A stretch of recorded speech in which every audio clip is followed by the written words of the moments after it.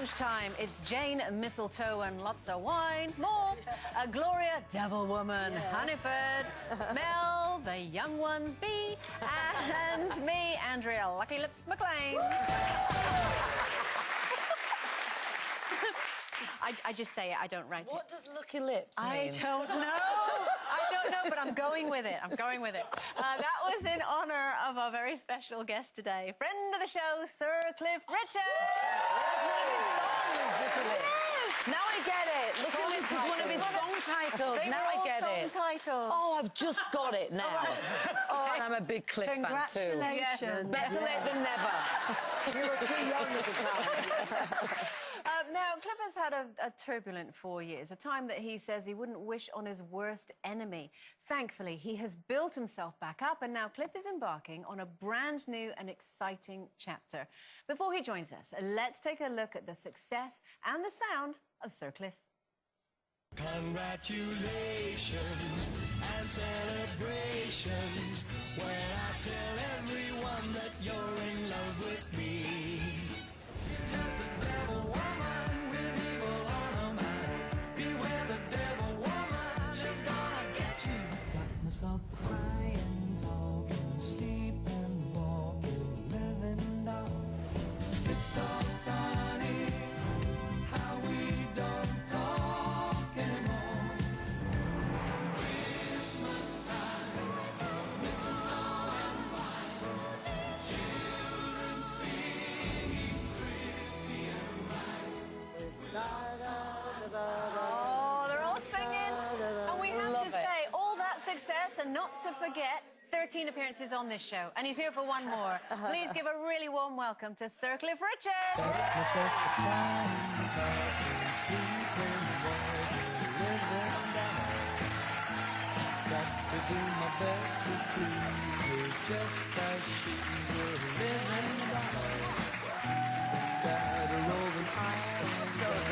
You look good. Yes, you like do the look jacket. good. I dug it out. Oh, Is that the sweet I gave you before the show? It's not a tooth, it's a mint. I'm saving. I'm saving my voice You are Sir. Yes. for a Suffering. rainy day. Okay. Yeah. You're great, by the way. I'm a big fan of yours. Are you? Yeah, I am. Do you know this woman has taste? Actually, I said to Mel this morning, when you were growing up, I mean, were you a fan of Cliff? She said, oh, your dad listened to him all the time, didn't he? all the time. So you were being played in my house when I she grew was up young. with you. Well, Yeah. it's funny because quite often people say, my grandmother loves you. And I'm thinking, how old would she have been, though? Oh, I love you. You're No, great. my mum's sitting in my house right now because you know that thing where you get the text saying a parcel delivery's happening and I'm here. So my mum is sitting in my house right now watching you. So say hello to my mum. I tell you what, though, when I arrived this morning, I mean, I know your fan base is so loyal, particularly over the last 4 years. But when I arrived this morning at 8:30, people have been there from, what, 5:30, I think you were there? Yes. I mean, you talk about loyalty. It's amazing. Well, they need psychological help. But you must have loved the loyalty over the last 4 years, especially. It's been absolutely fantastic, actually. To know that people love you is nice. To feel it is even nicer. Yeah. And I've relied heavily on family, friends, and obviously fans. Yes. So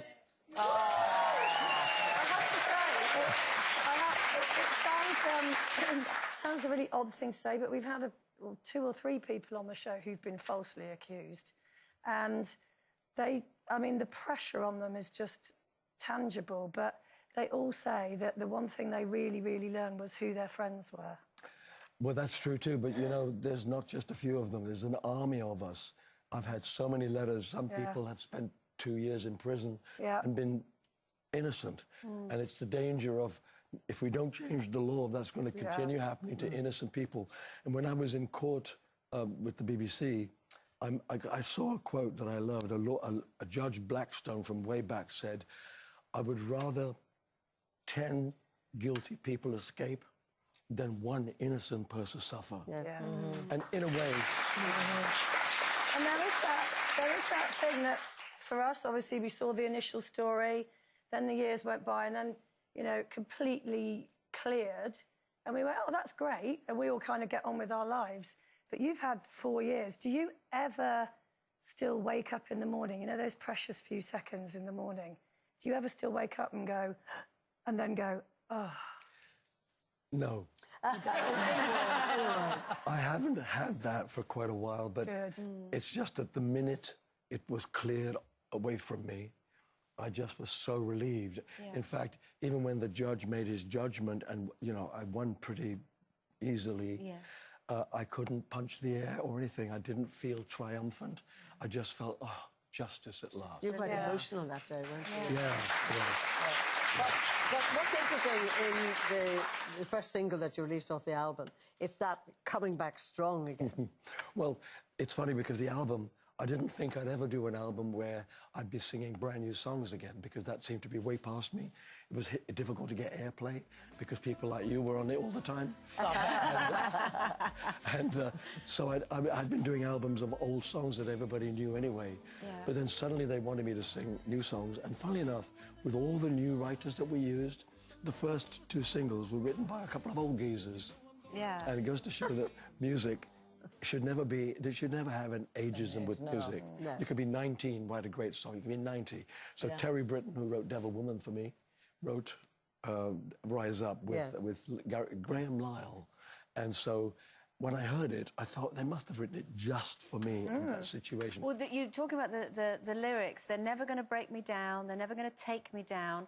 They know I'm going to rise up feeling stronger. And that I do. must make you feel just so powerful when you get those words out. It is, and to record it, you know, to have songs that you can really get your teeth and your tonsils around.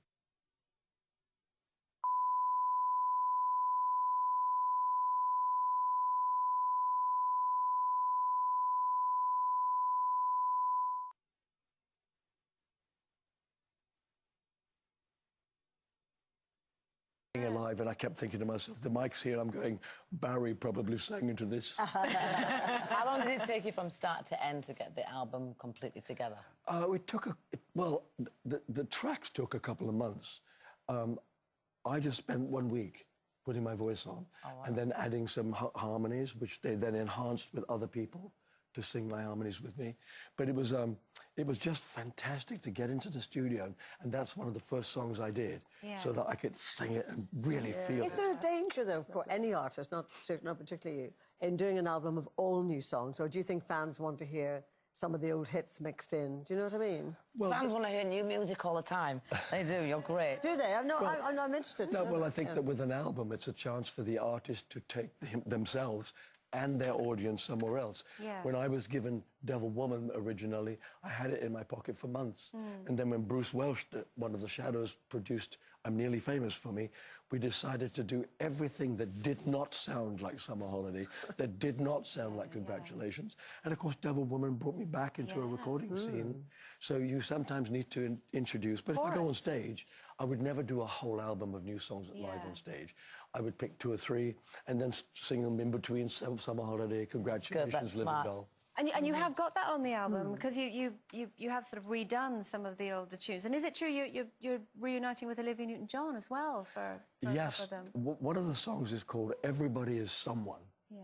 And I did it as a solo, and then we thought, this could be a great duet. So I emailed Olivia and said, look, there's no pressure. If you like the song, let me know, and I'd love to have you on it. Well, within an hour. She said, I'd love it. I want to be on it. So we sent all the... Now, you know, we don't send tapes anymore. We send files. Yeah. All these files go, and she put her voice on, and the record company said, inspired choice. Andrew, tell the guys, it's very funny. Talking about Olivia, tell the guys about when Olivia was your backing singer. I mean, going way back in your career, along with Pat Farah. Well, Pat Farah, who's now married to John Farah, and he produced and wrote all of Olivia's big hits. Well, when they first came, they'd won a competition in Australia, and they sang on the Des O'Connor show. And my manager saw them and began managing them. And he said to me, you're going on tour, these 2 girls are there. What about them in your backing vocals? So I took them to me. After about 8 or 9 concerts, I noticed in Germany that the men were all looking just here. So I turned like that, and I thought, wait a minute, though. Pat and Olivia had shuffled forward. They were only about 1 foot behind me. So the next day, they were doing all this, you know. So the next day I said to my production manager, we had a big grand piano, I said, put them behind the piano. And then when I came on, I took my applause, I lifted the lid.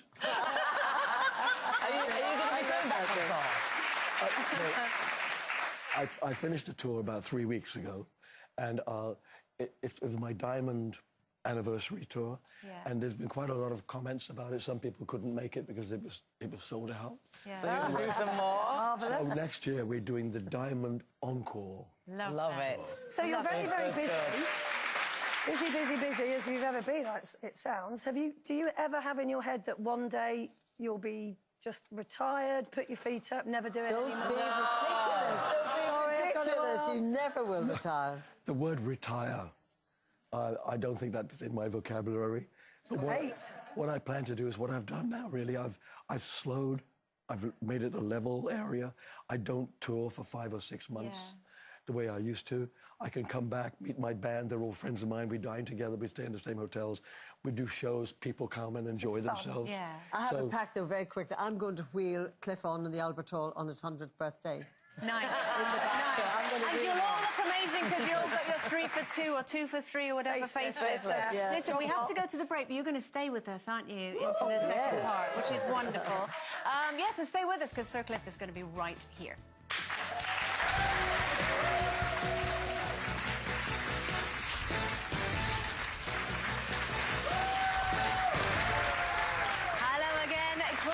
Still with us, and we just have to say sorry for any disruption to the programme that you may have experienced during our interview with Cliff before the break. We had a few technical difficulties, so sorry about that. And you've not got too much longer to wait until his exclusive performance. Now, listen, before we went to the break, Gloria, you said you wanted to wheel Sir Cliff on to the Albert Hall. I have a pact with him. I've said for ages that I will wheel him on for his 100th birthday at the Albert Hall. But what you didn't say is that someone else is wheeling her on. Noel Edmonds energy pills. Are you? I'll take Noel Edmonds energy pills. I'll get that mat that he lies on every day that energises your body. I'll be there along with him. He does a lot of that stuff. Now, listen, because we've got the two of you here and we know what great friends you are, we thought we would play a really special game. We're going to put their relationship to the ultimate test, OK? So we've got our burning questions ready. Are you ready to play? By the way, it's 50 years. Glowing you. I love that. There we are. That's really good. So we've not got too much time on this. We're going to rattle through. Start with you, Cliff. Do you remember your first meeting?